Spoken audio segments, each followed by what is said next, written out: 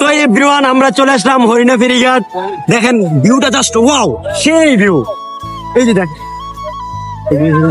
ভিউটা সেই একদম মানে করা ভিউ বলার বাইরে। দেখেন এই যে দিক দিয়ে রাস্তা কি সুন্দর, মানে বলার বাইরে। এটা নামে আমাদের চাঁদপুর ইলিশের রাত, যেটা আমাদের চাঁদপুর ইলিশা ধরে আছে। এই যে দেখেন আমাদের এই যে ইলিশ মাছও ধরে। দেখেন এই যে যারা বলেন যে আমাদের চাঁদপুরে মানে ইলিশ আছে কিনা, দেখেন এই যে ইলিশ।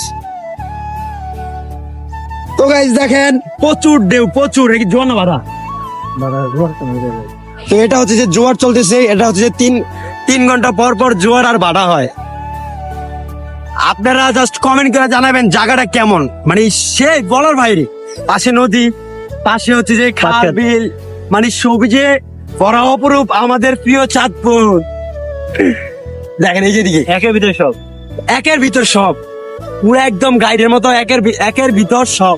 জাস্ট সেই মানে মনটা আজকে এত বেশি ভালো লাগতেছে বলার বাইরে।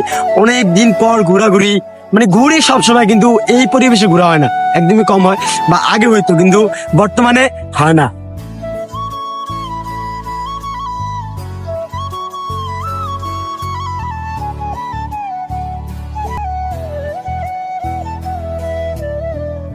তো গাইস এখন আমরা এমন একটা জায়গায় যাবো যা বলার বাইরে, সেই জায়গা।